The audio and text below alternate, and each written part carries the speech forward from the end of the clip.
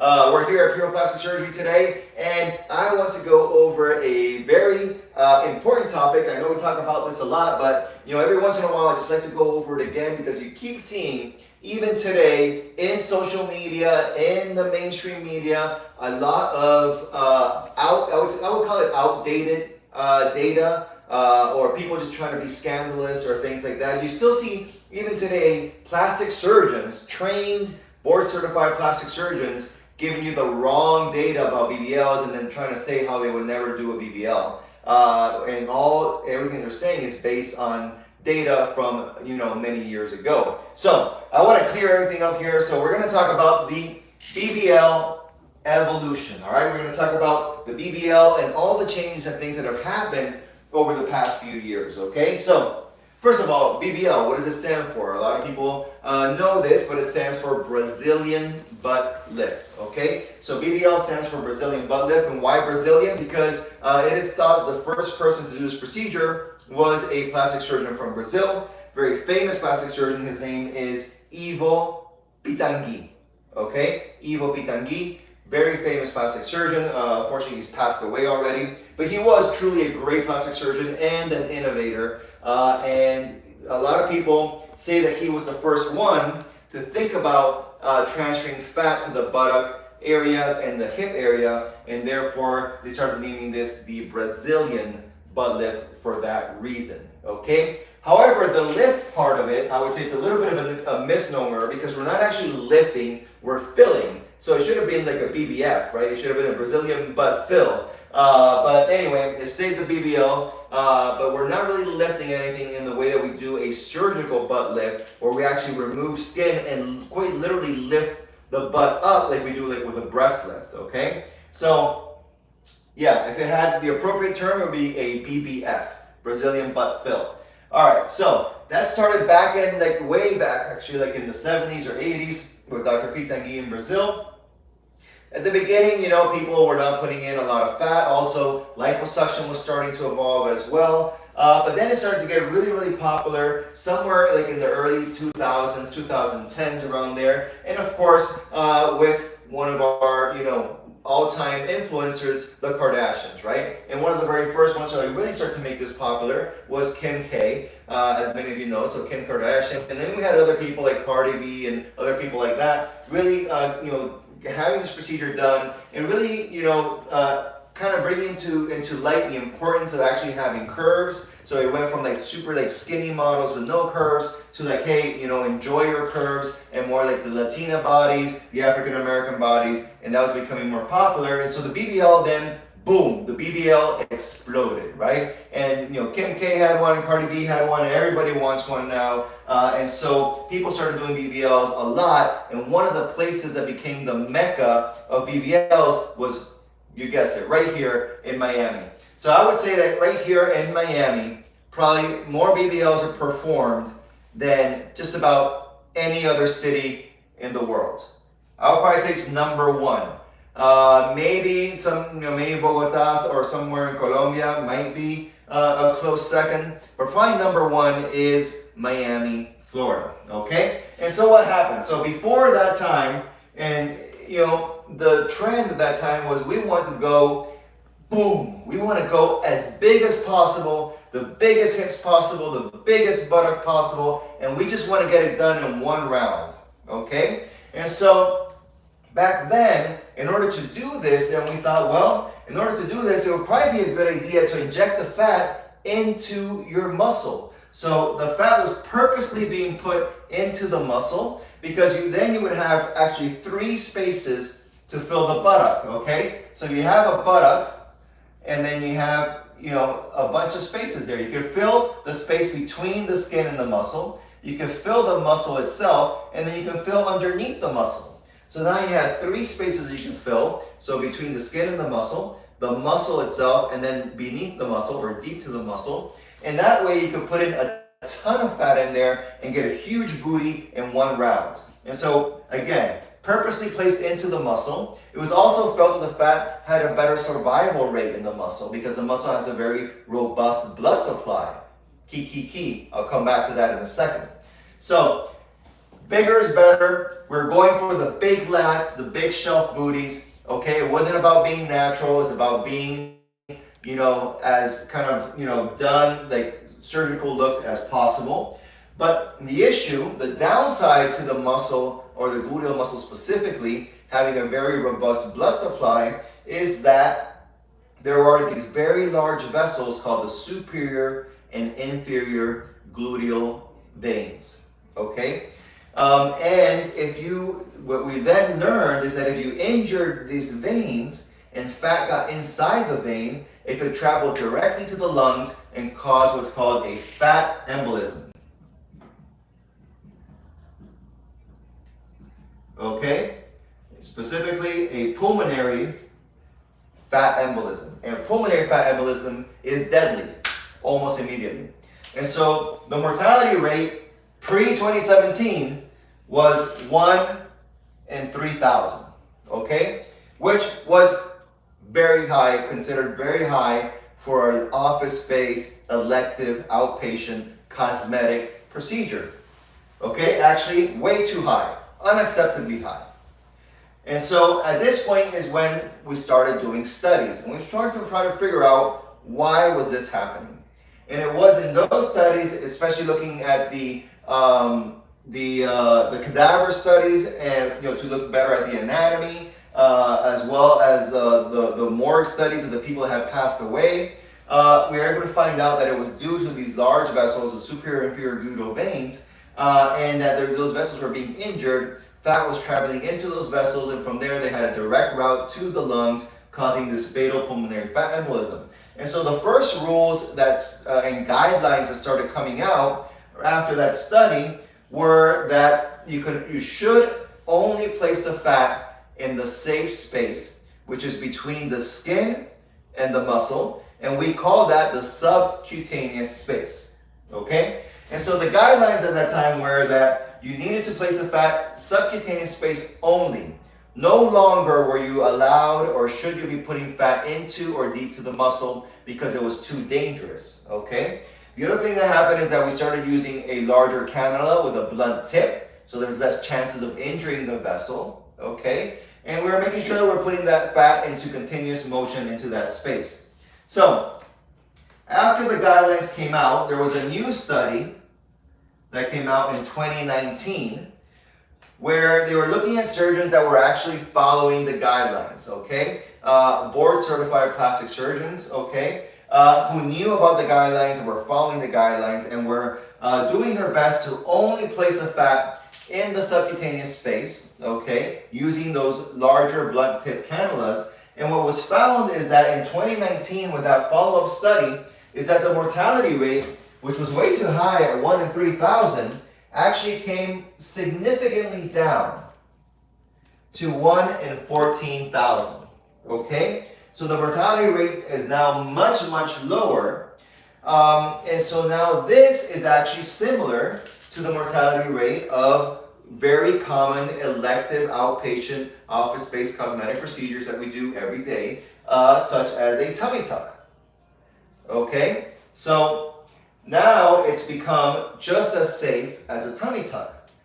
But what happened? Something happened actually in between here and here, okay? I know. Mostly in the city of Miami. It happened in the city of Miami, but guess where it did not happen? It did not happen at Pure Plastic Surgery. So what happened was COVID, right? COVID hit, people had nothing else to do, they decided they wanted to get surgery, and so boom, the volume, which was already high here in Miami, blew up. Explosion of BBLs in Miami right after COVID, and what happened is that the mortality rate went up again. Okay, and so now we're wondering, well, what happened here? If we're telling people to only do this, why did the mortality rate go up again? Well, what happened was that a lot of young surgeons came out who had not a lot of experience with this procedure. They didn't have the touch and the feel and the experience to know exactly where their cannula was. And so even though they felt they were in that subcutaneous space, they actually weren't. They were in the danger zone. And that's why people passed away. So you had that terrible combination of huge volume and influx of patients with young surgeons who had no experience doing this procedure. And so therefore, a new rule came out much, much later, where now everyone has to use an ultrasound. Okay, what's the difference with the ultrasound? The ultrasound now allows you to see. So it turns a blind procedure into one where you can actually see where your device is to place the fat. It's called the cannula, where you can see that device to make sure that you're in that safe space. But guess what? Guess who are some of the pioneers in this technology? That's right, Dr. Alex Earle here at Pure Plastic Surgery. We're one of the very first in the nation to use this, and we started doing that back in September of 2019. But this is not true for the rest of Miami, okay? But we were one of the first ones to recognize this, and we started using ultrasound guidance for all of our BBLs, 100% of our BBLs since then.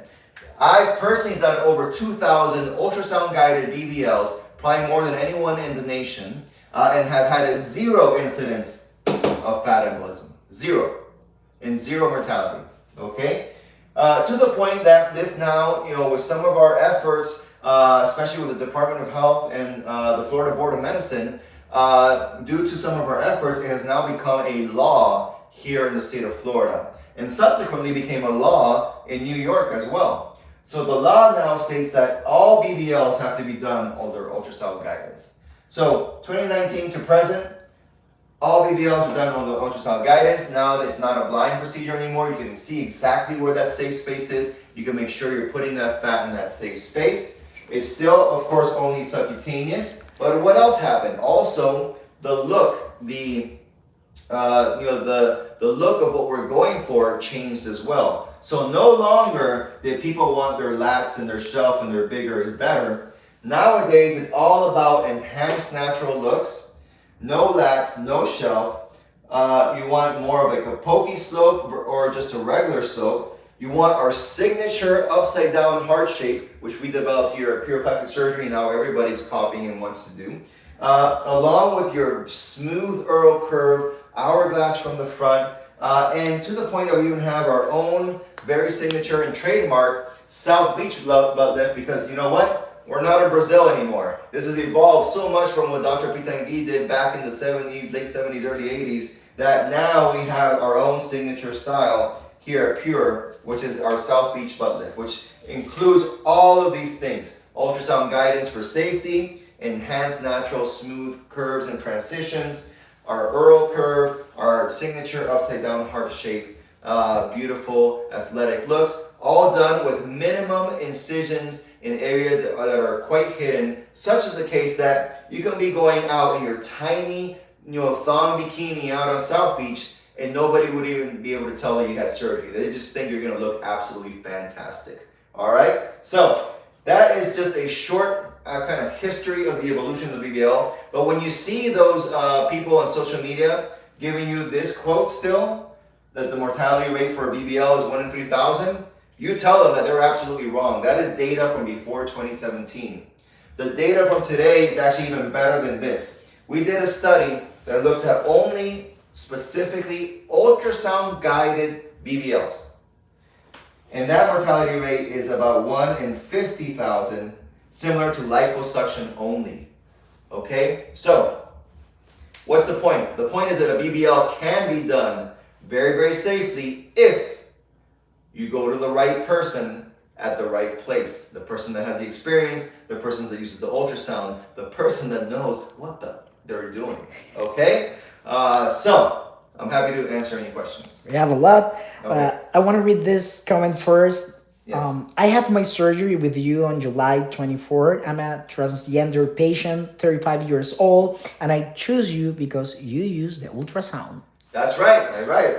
Well, I'm looking forward to it. So we'll be seeing you in about a month. All right. Yeah, like See a you month. then. I want to know, I did a BBL 3 years ago and I lost all the fat. What's next? Oh boy. Okay. So, well, let me first say that losing all the fat is not very common. You always lose some fat. For me, in my practice, in my hands, you typically lose about 30%. Okay. Losing all the fat is not very common. What I would recommend is to send in your questionnaire and photos for an evaluation to determine if you have enough fat left for a round 2. because that's probably going to be your better option. And of course, if you want to do a round two, come here and do it with us. So we can make sure that that fat lives, at least 70% of it. What area is covered during Lipo 360? Are flanks included? Oh yeah, so when you do Lipo 360, the 360 part of it means the entire trunk. So the trunk is basically from here to the pubic area, right? So all the abdomen, all the flanks, all the way up and down, waist and underneath the arms, and then pretty much the entire back. The only exception to the back is when it's way up here, if you have a buffalo hump, that would be considered an additional area. Okay, next question. When can you use hair laser removal on armpits after a breast lift and implants? I would say you want to wait till everything's kind of fully healed and sealed, so at least 6 weeks. Okay, next question. Does the inject fat from a BBL shrink if you're working out?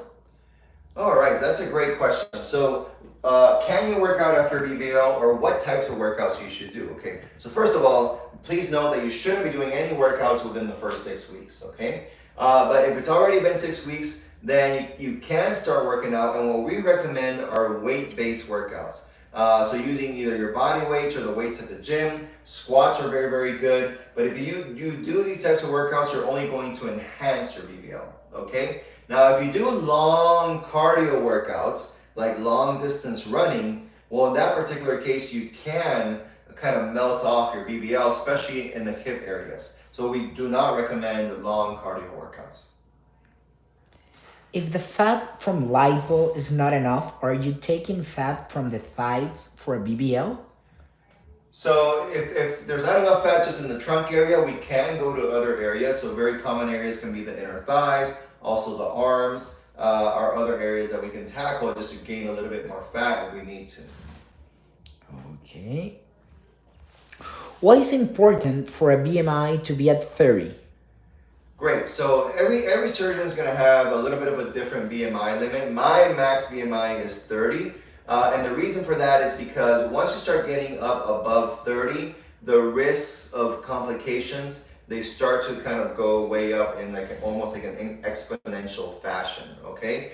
And so I do everything I can. As you all know, we're known for safety, and safety is our number one priority. That's what we do here at Pure Plastic Surgery. That's why people come to us. And so I want to minimize the rate of complications, and I want to minimize the risk. And I know that once you get your BMI above 30, then the chances of things like, for example, blood clots, DVTs, and PEs goes significantly up. The chances of infection goes up. The chances of like wounds not healing well, all of that goes up. And so I want to try to minimize those risks. And the other thing is I want you to have results that are going to last for the long term, right? And I want you to have good results, a great before and after. And so in order to have that, also it's better to have your BMI 30 or below. I had a tummy tuck with muscle repair at the end of January. Is it normal for me to still have swelling and hard feeling? Yeah, so you're only about 6 months out, and it's not unusual for a tummy tuck to have swelling, especially in that suprapubic or front lower belly, front upper like suprapubic area. Not unusual to have swelling there for even up to almost a year. So that's okay. Don't worry about it. Just keep doing your compression, keep doing some massages, and it should continue to get better in the next few months. Love you, Dr. E. You're truly the best. All right, thank you. That's from TikTok, right? Correct. Yes, all right. Yeah, my TikTok players. There's a lot of people asking questions on TikTok. Okay, let's do it. Let's answer them. Okay. Let's keep here. You're the best doctor ever. Also on TikTok. Can I get it done awake? A Lipo 360 BBL. Okay, so can you get it done? Is it a possibility? It is. However, it is not my personal preference, not my professional preference, and not what we do here at Pure Plastic Surgery. So here at Pure Plastic Surgery, all of our Lipo 360s and BBLs are done under general anesthesia, and I do have a few reasons for that, right? In order to do these procedures awake, the only way to do that is to numb the pain, and you numb that with a medication called lidocaine. So you have to infiltrate the tissues in the patient with lidocaine. The issue is that if you put in too much lidocaine, then you can have something called lidocaine toxicity. which can affect the heart and the brain. So it can lead to heart attacks and it can lead to seizures potentially. Okay, so I like to eliminate that risk altogether. So I do all my procedures under general anesthesia. Therefore, I don't have to use lidocaine at all. I use zero lidocaine, and therefore the chance of any lidocaine toxicity is zero because you don't have any. All right, and so that's really the main reason why I like to do everything under general anesthesia. Our anesthetists are great, very experienced providers. They are super, super safe, and I think actually the safest way to do this, and also the way to get the best results, is to do it under general anesthesia. I can't tell you how many patients we get that had their first quote-unquote round under local, and they're not happy because they didn't get the results that they want because they weren't able to remove as much fat, they weren't able to be as aggressive as they wanted to be, so they got this kind of like minimal type procedure, and they basically wasted their time and their dollars. So I don't recommend that. I recommend get it done well, get it done right, get it done under general anesthesia, and eliminate the risk of lidocaine toxicity. I'm gonna check you out. I'm interested in the Lipo 360, so where can we check? That's right, awesome. So of course you can always send us a DM, but make sure that you also go to our website. I'm gonna write it up here. So www.pureplasticsurgery.com. Okay? Go to the website. You're going to see there a place or a little tab that says begin your journey or start your journey. And you may also, if you want, you can look into the one that says virtual consultation. And that virtual consultation tab, that's when you can you can fill out your questionnaire, send your photos, then I can take a look at all that, make an evaluation, and then have my coordinator reach out to you with recommendations. So that is a great place to start. You can go there, send us a DM, and you can also always call us at 305-230-4326. All right. All right.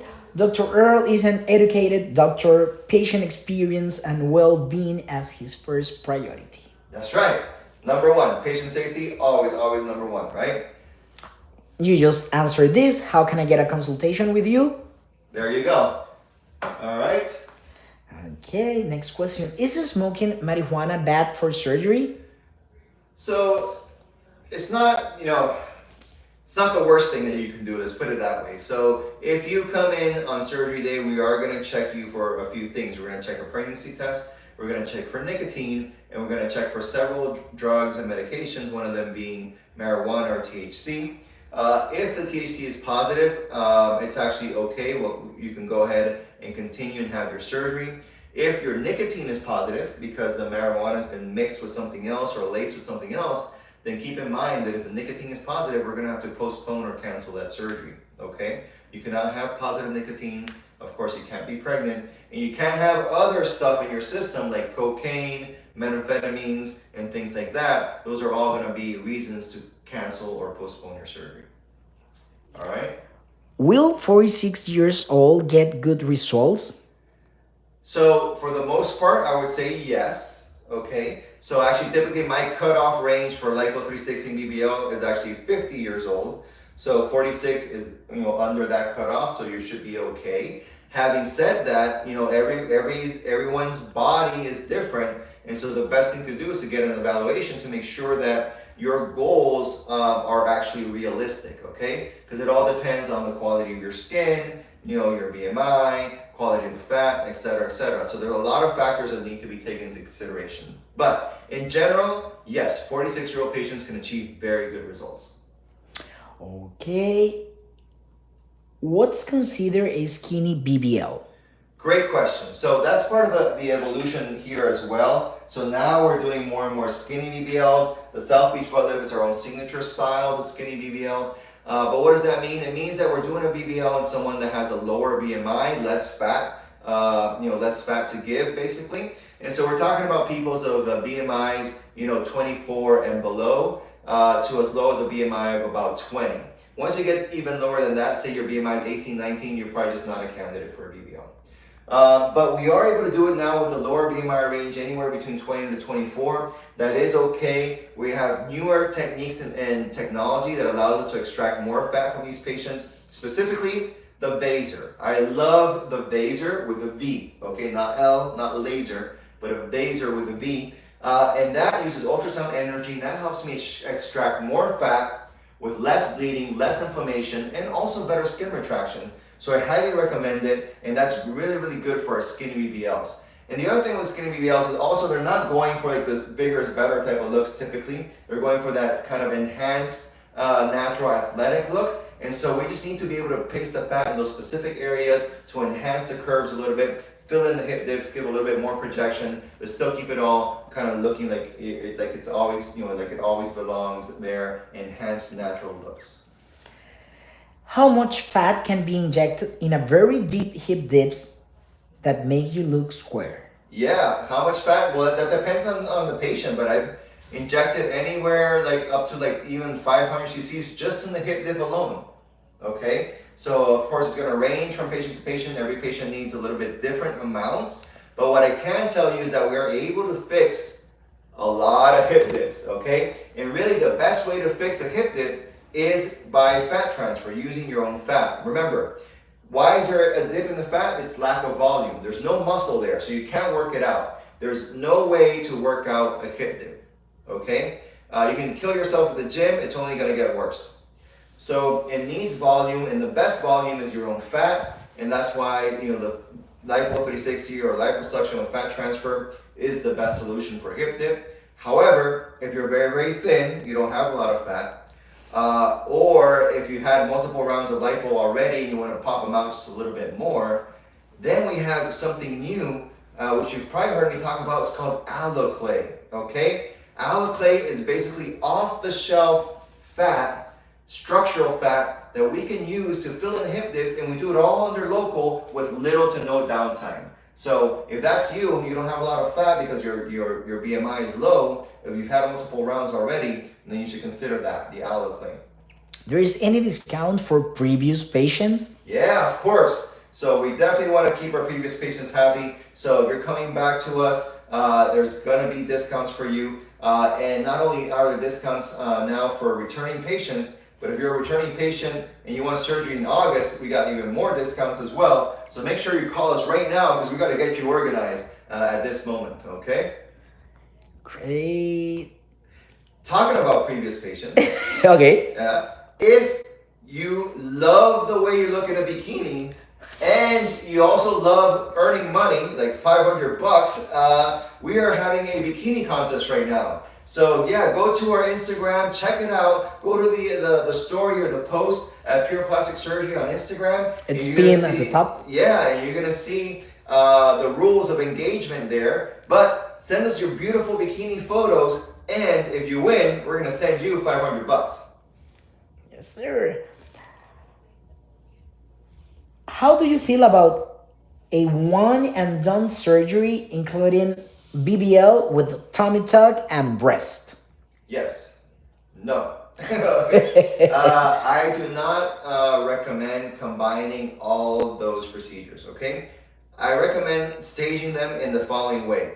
I recommend doing the breast and the tummy first. We typically call that a mommy makeover. And then come back 3 months later and do your BBL, okay? Why is that? When you try to do it all at once, I understand the logic, right? I just want to get it done, one anesthesia, one recovery, blah, blah, blah. But remember, what did I say is the number one priority? Safety, right? So when you're combining all of those procedures, the risk profile goes way up, okay? Now you're at a much higher risk of blood clots, which are dangerous. So DVTs, blood clots in the legs, PEs, blood clots in the lungs, which can land you in the hospital or death. Okay. Now the risk of bleeding and needing a blood transfusion is much higher. Risk of infection, which we keep here super low at 1.5% because we don't combine these things, goes way higher. Okay. So the risk profile goes way too high for my level of comfort. I wouldn't want to do that to any of my patients. I want to keep you guys safe. That's number one. And number two, what about recovery? Think about it. How are you going to recover from all that? Right? In the BBL, you can't be on your butt. In the tummy, you can't be on your tummy. So you just can't be hanging around, right? So it becomes very, very difficult. You're going to compromise something, which is your BBL. So you're going to find like a zero gravity chair, some sort of mattress. You're going to try to work your way around it. But at the end of the day, you are going to be putting some pressure there and you're going to compromise your results. So you have a higher risk for worse results. That equation does not make sense to me. So it's better to stage it, do your mommy makeover first, come back 3 months later, do your BBL. You are going to keep you safer and you're going to have much better long-term results. It's a much better investment for you in your body and in yourself. And what about to add in brachioplasty with a mommy makeover? Is that too much in one surgery? So now that is okay. That we do quite often. We call it the trifecta perfecta, or in español, la tripleta. Okay, so we're doing your arm lift, your breast procedure, and your tummy tuck. And that we can combine together. Those are all surgical procedures. So we can do that all at one time. And what's the key? Well, the key is that here at Pure Plastic Surgery, myself and Dr. Vidal and the other surgeons, we are super efficient. We're probably some of the fastest surgeons around. And we're able to do that tripleta, that trifecta, certainly under 5 hours. Typically, we usually get them done in 4, which is amazing. And I don't like to keep any patient under general anesthesia, especially in the outpatient office-based surgery setting, for over 5 hours. All right. Okay, everybody. Today was really cool. I really love the questions. Super engaging. I hope you guys understand this. You're gonna see it. You're gonna see some plastic surgeon out there saying the BBL is the deadliest surgery out there, and I never recommend it. Well, you tell those surgeons you're talking smack. You have data that's old from 2017. You don't have the new data from today, and you're certainly not Dr. Earle as well. Okay. So I look forward to seeing you all next week on Hump Day with Dr. Alex Earle. Take care, everybody. Ciao.